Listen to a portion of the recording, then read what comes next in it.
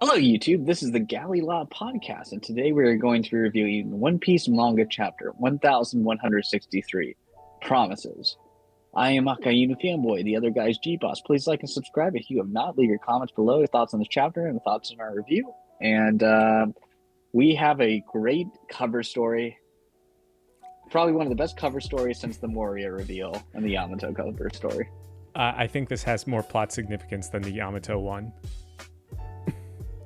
With the exception of Moria, obviously. Yeah, true. But yeah, it's kind of nice like it's just kind of nice to have regular covers back. I wonder what the next cover story is going to be. Maybe it'll do with the remnants of the Vegapunk, because they combined all the parts. Remember, at the end of Egghead. No, I think it's going to be on Okiku, and then it's going to be on Kinemon, and then it's going to be on Perpetual Wano cover stories. I would lose my crap. No. But yeah, kind of sort of started it. We get to see Emu just randomly killing Marines, which, even though this is kind of like a net negative for Emu, like, why would you kill your own men? You know, when they're theoretically helping you out. But I guess Emu just has that personality type, you know, where genuinely believes it's above everything else. Yeah. I also dig Can't hold back. Yeah. I also dig the design of Emu, like, overshadowing Saturn, because you can barely even see Saturn. Yeah. With the spider legs and everything. Yeah. But yeah, see, I feel like this moment here would have made more sense, like, if Saturn was taken over by Emu, and that allowed Kuma to get away, you know? I think that would have made a little bit more sense than Kuma just kind of escaping Saturn. We don't even see why. Right. Correct. I was just thinking about that. Yeah, that's a really good point, actually. Yeah, because there's still a weird lull in that. Yeah, so we basically see Roger telling them, like, hey, get the treasure out of here. They're so confused about the monster. And then Rox refers to him as the Rat King. So I don't know if that's a literal or dynamic translation right there. I feel like Agenda Piece has seeped into the translations a little bit. When I read that, I automatically thought of Jay, and I was like, okay, I want to see the official translation first. Yeah, so we still see Emu using the Old English, which I find that's kind of something that's unique to Emu's character. And so we see the Davy Jones thing, and Rock's like, no, I'm not Davy Jones.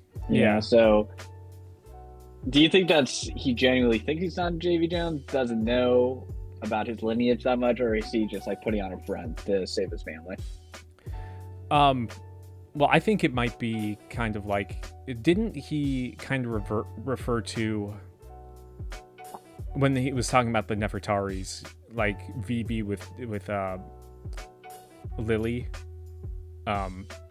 So maybe he's or Emu's like conflating the people from the past with the people in the present, their descendants. Yeah, exactly. So it'll be interesting to see, like, exactly what Davy Jones is about, because I feel like he would probably be involved with the Void Century and everything, and it would be interesting if I don't know, because I was just thinking this. Do you think that Joy Boy is Joy Boy's real name, or do you think that it's something else? It's probably his real name, if I had to, kind of like Davy Jones and everything.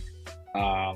Yeah, that's if I had to guess. Because I was thinking maybe Davy Jones and Joy Boy are related somehow, or the same person, but I don't know. Maybe, probably not, because Davy Jones was said to be at the bottom of the sea.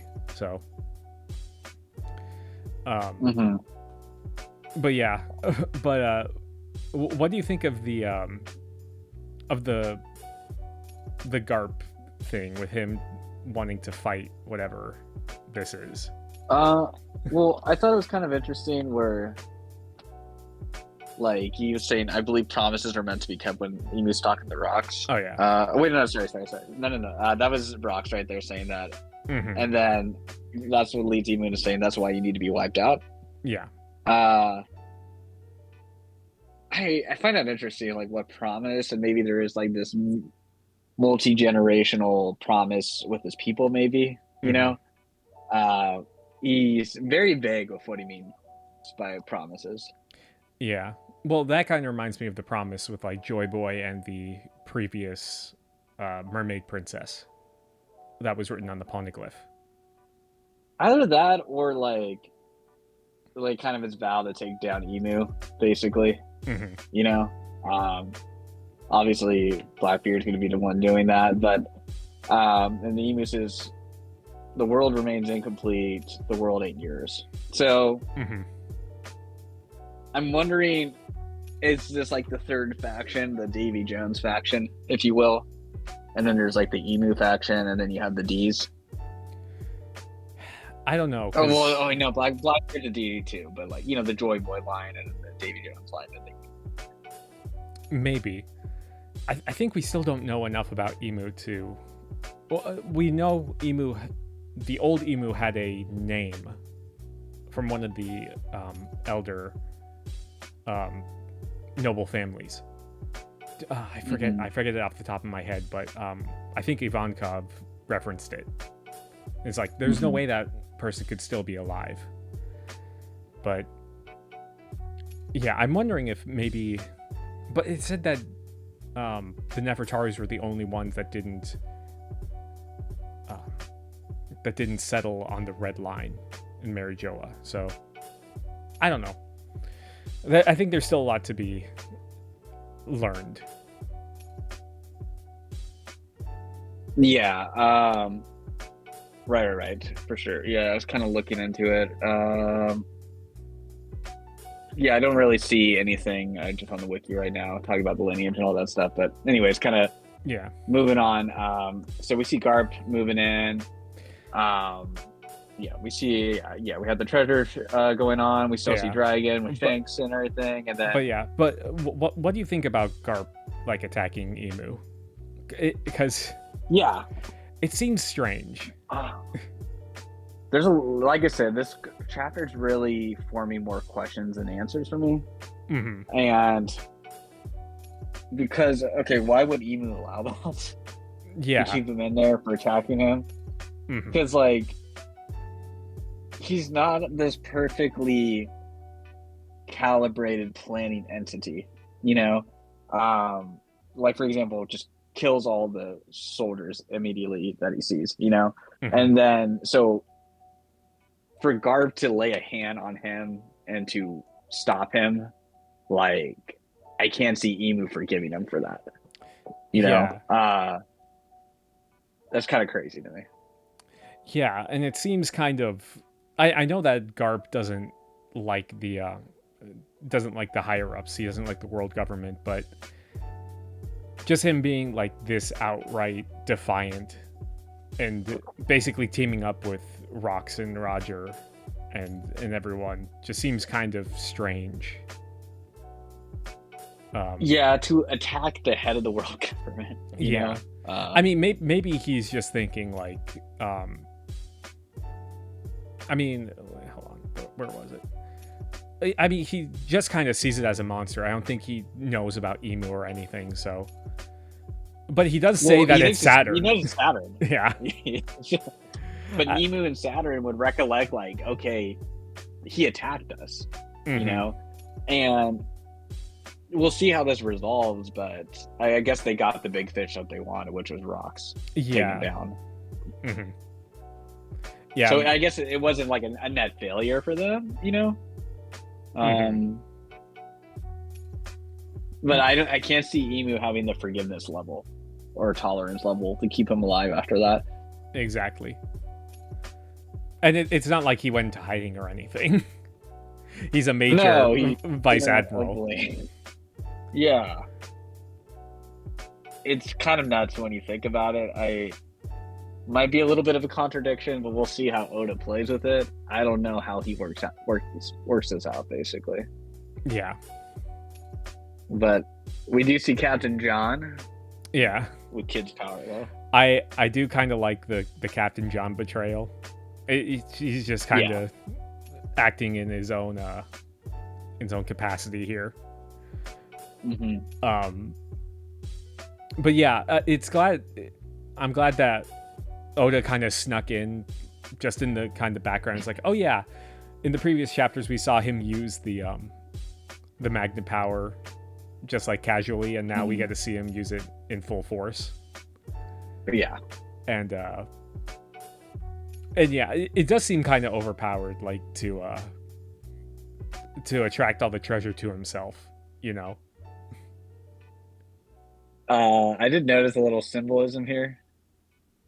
What? He pulls away the baby Shanks. Does he pull him away? Well, you see Dragon getting pulled away. Yeah. With Shanks.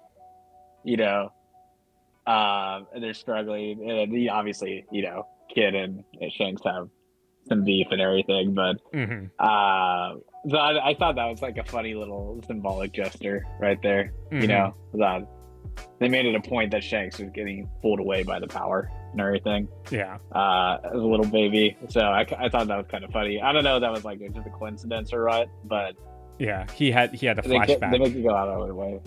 Yeah.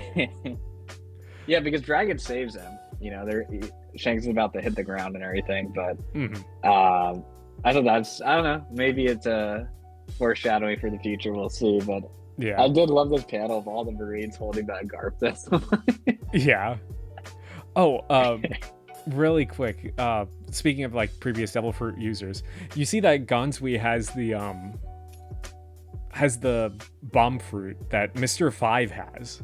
Do you remember that with the boogers? Yeah. Yes. It's such a random thing, but yeah, I thought that was kind of cool that he's introducing like them. But yeah, the thing with Garp, even the Marines know that it's a bad idea to attack the Saturn and Emu. Yeah.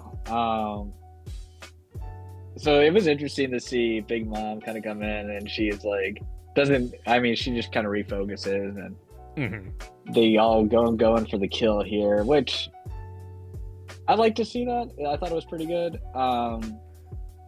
It's been like 15, just really well done. Yeah, it's been 15 years, and Whitebeard finally has a named attack. But it's pretty good. Yeah, I think this is a really cool fight panel here. I still think it would have been better without Garp, you know? I feel like Garp would have gotten dragged into this later. Yeah, you just need him for the panel, I guess, you know? Yeah. Also, Galaxy Impact. Does this prove that Garp got stronger with age? Because it doesn't look like the damage was equivalent to what he used on Pirate Island. Well, we just see Impact. Yeah, no, he does on the previous page. He says Galaxy. Oh, actually, you're right. Yeah, you're right. Yeah, so I don't know. I mean, he could have definitely held it back a bit because we saw how like weak and scared Whitebeard and Big Mom and Kaido were of him. So I don't think he wants to hurt them. Yeah. So is this? I kind of like the. You get the image with Emu, kind of like, wait, what? And then I think all of those were Conqueror's Haki infused, and you see the giant explosion from that. Yeah. So you're gonna need at least 6 people with Conqueror's level Haki to fight Emu in the future that are on Yonko level. I don't know if that's necessary. I mean, I thought it was just like extreme overkill, you know, just everybody hits him at once, you know. That's how I saw it, at least, you know. I mean, he doesn't go down to it, so you need at least that many. He looks relatively, he's not like dead because he's like possessing something, you know, but like I don't think Saturn's gonna do another attack, you know. I mean, you look at it and he's like barely a wisp. Like he's forming back up, but they like take him down. Poor Saturn. Yeah. But yeah, they are conquer hockey hits, and I find it interesting with Shanks though, looking into the treasure chest. Wondering, what that could be about right there. But we see in the I think it's in Film Red, where I think it's a POV of baby Shanks from a chest, and it's Roger and Rayleigh. Okay. Because it mirrors like Uta being found in a chest. That's a good point. Yeah. Okay. So he gets in there and then he meets up with them. Gotcha. Yeah. And I think people kind of Blackbeard came guess later. that. Yeah. I mean, we do get to see Blackbeard escaping with his mother, but yeah. Yeah, because he joins the Whitebeard pirates during the Odin flashback. Mm-hmm. Yeah. Okay. Gotcha. Yeah. Okay. Cool. And so Emu's slowly, and so Emu's kind of more focused again on, Blackbeard and his mom, and he just kind of has this weird ability, basically, where just regen. That's kind of like all that he's about. So. Mm-hmm. I'd say Emu is, I don't know. It's hard for me to scale just because, he can take a lot of damage and has that crazy, weird regen ability, but, it seems like, at least obviously he's not here in person, but his power seems more contingent upon the person he possesses, basically. Maybe. I mean, right now, at least, Yeah. I mean, I still think he's pretty powerful with, even when he's possessing Gunko, but that he does the Dami Reversi on rocks, which we kind of, I think I said that last chapter. He's strong right here to capture rocks for sure. Yeah, well, it seems like he wants to. He says that he wants him to kill Eris and Teach, so. It'll be interesting to see if Blackbeard if this will affect him, and maybe this is why he decides to go after Emu as more like a personal vendetta, Mm-hmm. Because he'll see that's true. He'll see rocks be changed into this demon. Mm-hmm. Mm-hmm. That's a good point. Yeah, and then he feels like he needs to be that. Yeah. But go ahead. Go. You go ahead. No, I was just kind of I was thinking about the 6 Conqueror hockey thing that you were talking about, and since we have Gunko right now, we basically have potentially 30 Conquerors hockey users in the monster trio. Mm-hmm. We have Loki, we have Scopper, and Nami. I'm not sure who. I don't know really who would be number 6 potentially, unless Haruden had it. I know people are gonna clown on me for that, but he is the son of Herald too. Yeah, and he is with them presently in that proximate way. So I think that would be interesting if they replicated the 6, because they picked a number 6 for a specific reason. Obviously, the characters are very different than the ones we have in the story right now. But I think it could correspond well with fighting Gunko.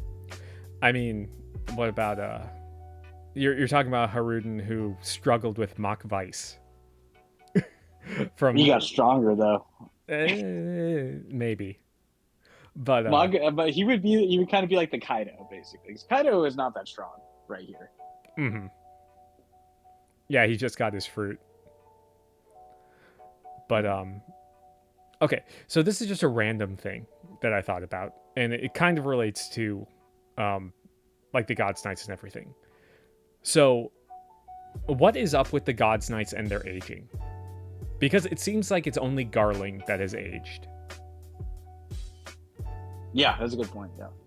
Why is it that Garling, who is the head of the God's Knights, was aging, and like Gunko and I think Summers that we see here, those two in the present story doesn't seem like they've aged at all. So it just seems inconsistent to me, you know. I think there's like two elements that could be in play here. One, like, because the Gorosei never aged either. So, well, I mean, obviously they aged somewhat, and then their age has stopped, you know. And maybe that's kind of a thing where you get to a certain point in the leadership that you need to hit a certain age, you know, and then they kind of just like put a cap on your age at that point. Or either that, or Garline got so messed up by rocks with the Conqueror's Haki that it made him lose that immortality, basically. Maybe. But it seems like even like Scopper was saying, like, with Summers, it just takes longer for him to heal. Not like it'll wipe out his ability to heal. So I don't know. It was just something I was thinking about. I was like, why is Garling so old? Yeah. That's a good point. But yeah, I mean, overall, what do you think of the this fight? Do you think that it's gonna? I feel like Emu could possibly like dip out at this point after he converts rocks and be like, oh, we'll leave it to him to rampage, and they'll probably finish him off or whatever.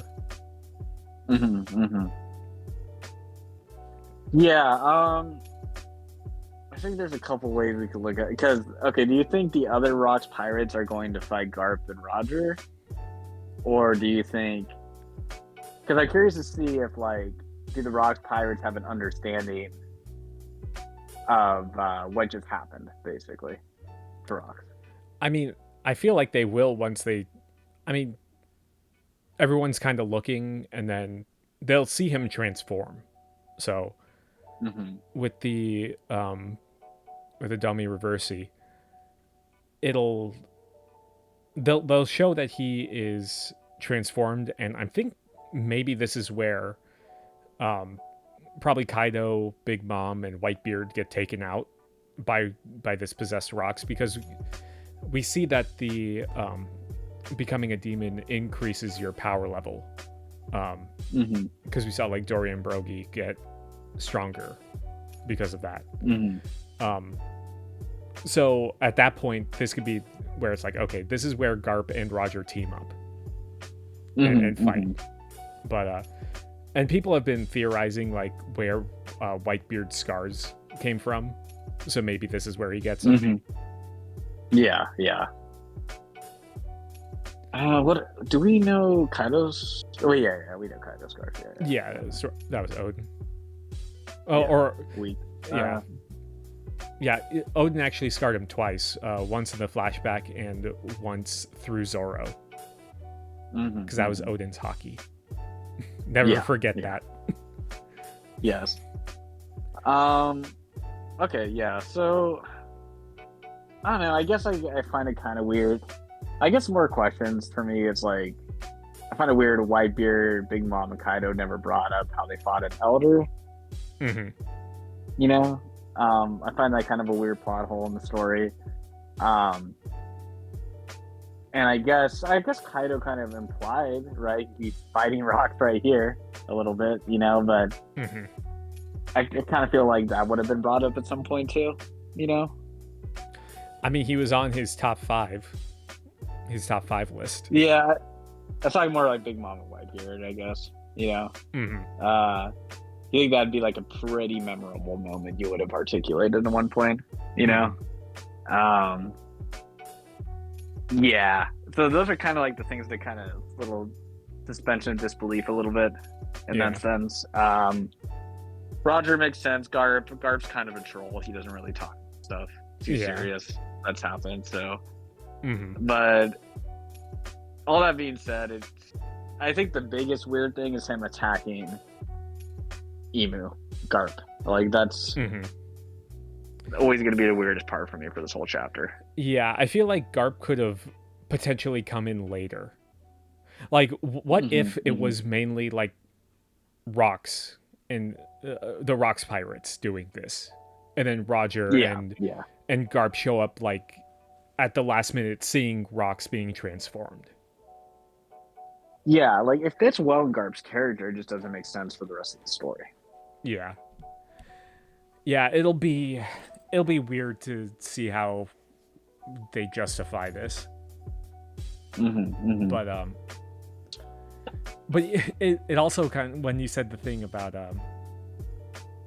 Kaido and Big Mom remembering this, like it seems like Kaido and Big Mom teaming up in Wano, they're like, oh, we're definitely gonna take the One Piece now and take over the world. It's like, are you really? Like, knowing what we know now, like they think those two by themselves could have taken over. Right. Yeah. Yeah. When you pointed that out, that's a really good argument, actually. Yeah, it makes me makes me pause. Yeah, if you're getting murked by I mean, because what they see is like one of the rulers of the world, you know, and you think Big Mom with her intelligence network would have figured out like, whoa, there's 4 guys that are like comparable in strength to this, you know? I mean, sorry, yeah, 4 more, right? So, you know, like. It's kind of crazy to think about. I don't know. Yeah, it just feels weird, this whole story, and how it's kind of reflecting on how they behaved previously. And I know Wano was so packed to the brim with so many other things, a lot of stuff got skipped, and that's why they didn't articulate this. But yeah, I don't know. I mean, I still like it, but I feel like it. I feel like it goes. I feel like it flows better than Wano. Just because I don't think we're being introduced to as many new things. Like, things are kind of coming together rather than being introduced. I just think this reversal with Rocks being a good guy-ish, good-ish guy, being possessed by Emu, it's kind of bringing a heavy friction to it, basically. Kind of this, like, undercutting of expectations is bringing more attention to the rest of the story and the plot. Well, I mean, I still disagree with you that he's being portrayed as a good guy, because I think like good-ish, you know, he's not. I mean, I think that like Don Krieg and Captain Kuro are just straight up more villainous, like straight up. Yeah, there's not a lot to their characters, but I like the more nuance characters like just think of like Rocks with comparing him to like the admirals, like with their level of grayness, you know. That's how I kind of view him. Like there are good and bad aspects to him. Yeah, okay, so what I meant more about the goodish thing, I'm just talking more in respect to, we just had like Rocks versus Garp and Roger. There was no Emu involved. Like throwing Emu in this is kind of what's complicating everything, you know. Because now it's like we present Rocks as someone that's not fundamentally antagonistic to Roger and Garp in a similar way. Like they're rivals, but it's not like this is a matter of life and death without Emu to take down Rocks. But since Rocks isn't fundamentally opposed to them in that way, we have to bring in Emu, but now that we're bringing in Emu, it's bringing friction to the rest of the story now. I don't know. I still see where this is a coherent through line with the characters and everything. It is. It just makes it rougher, like you're kind of articulated with the kind of Big Mom thing and then the Garp. Yeah. That's what I mean. Like, it's just a little bit of a suspension of disbelief. Like, just, this was never articulated, I guess, you know, because it kind of seemed reasonable enough, like how they spoke about everything. If it was just Rocks and no Emu, kind of makes sense. But now that we have Emu in the Saturn part, it's like, okay, why didn't y'all just talk about this more? You know, like this is kind of a big deal. Yeah. You know. Well, I'm just thinking about like when Big Mom was introduced and you kind of saw her in shadow and everything, and then you got introduced to her in full in Whole Cake, and then you see her like all the different aspects of her, and I feel like this is what we're getting right now with Rocks, because he was just talked about like in in Legend, like without our firsthand experience of him as a character. And that's what I feel like, because I was going back through. It's been less than I think this is chapter 9 that we've had of Rocks in the whole story. Okay. So yeah, like I think we're still building on his character, but I mean, in those 9 chapters, we've experienced a lot with him. Yeah. I would say kind of one thing, like, I think like a good parallel to Rock's character, spoiler alert for Vinland Saga, but like Askeladd would kind of be an example of this, you know, where noble intentions, good character qualities, but still kind of a really evil person. Like, and because like, you know, they show his whole origin story and like his lineage. We're trying to liberate Wales, and then in the next episode he massacres a whole village, basically, you know. And I would kind of just want to see something comparable to that with Rocks, I guess, you know, that makes him kind of truly vile, you know, because I always see him right next to Blackbeard, you know, side by side, you know, and he hasn't done anything remotely like Blackbeard. So because I just see him as more honorable of a person, I guess, if that makes sense, you know. I will agree with you on that, because he seems everything's been off-screened, basically. Exactly. That's more my point. Like, if he I know One Piece doesn't do that level of, like, I mean, in flashback, yeah, One Piece, like, obviously Dopey, Lucci, you know, we've seen some vicious backstories from villains and everything. We just never really saw it with him, and I think that's the only thing I've kind of been missing with him so far. Yeah, I mean, we got that one little aside of them robbing that one financially rich country, but that was all of the Rocks pirates doing it, not just him. Yeah, and I think just like in terms of a level of dramatic, like Lucci going to a room of hostages and butchering them, or Dopey chopping off his dad's head, that's like a different in kind, you know, of showing their depravity, you know. Okay, yeah, now I get where you're coming from with that. Yeah, just showing it a little bit, because like I said, I think he could be like really a lot like Askeladd if we had all the scenes we see with him here, but him just like doing something truly reprehensible at the same time, you know. And for me, that would find his character a lot more compelling to me, kind of thing, you know. While Blackbeard's kind of like the mass inverse, where we haven't seen him do anything honorable at all, period, you know. True. So yeah, but you know, I'm okay with the undercutting of expectations, because I'm curious to see this. Like, Blackbeard's probably going to view his dad. I mean, he might just see his dad murder his mom in front of his eyes, too. Yeah. But again, that's not him. That's him being a demon. Right, and that's him. That's the lesson he's got to learn. Yeah. You know, so yeah. I mean, did we predict this, that Emu was going to take him over? I think we predicted this.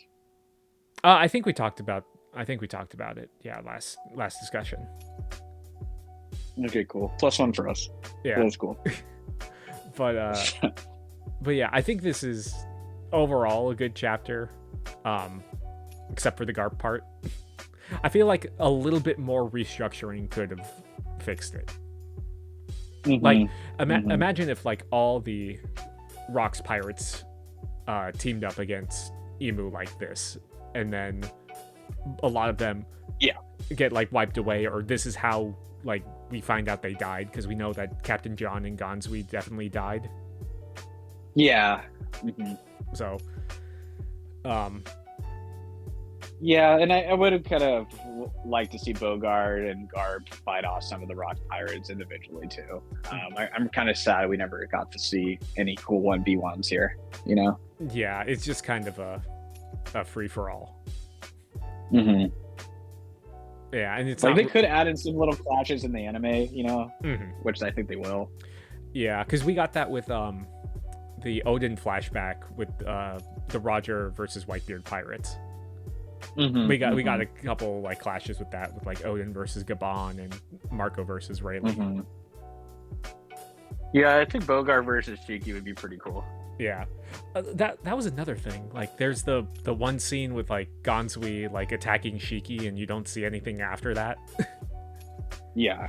Mm-hmm. But yeah, I'm interested to see where this goes next. I feel like this is definitely setting up for the Roger and Garp versus Rocks. So, but yeah, any other thoughts? No, that's about it. I think no, it was good. Like I didn't want to come off as overly negative with it. I'm just I do think it was good, and I think it's going to be. This flashback has a lot of relevance, like direct relevance to where we're at right now. So I think there's something really unique and awesome about that, you know. So I'm pretty excited about it and everything. So, yeah, no, it should be pretty good. It's so cool to see all these legends side by side for one another. So, Haruden with Conqueror's Hockey. You heard it here first. I literally think that's the first time I've ever heard put his name in his name in the hat for Conqueror's Hockey. Let's go. I'm buying the stock low value right now. Yeah. But yeah. All right, cool. Well, please like, subscribe, leave your comments below, thoughts on chapter, thoughts on our review. We'll see you guys soon. Peace. See ya.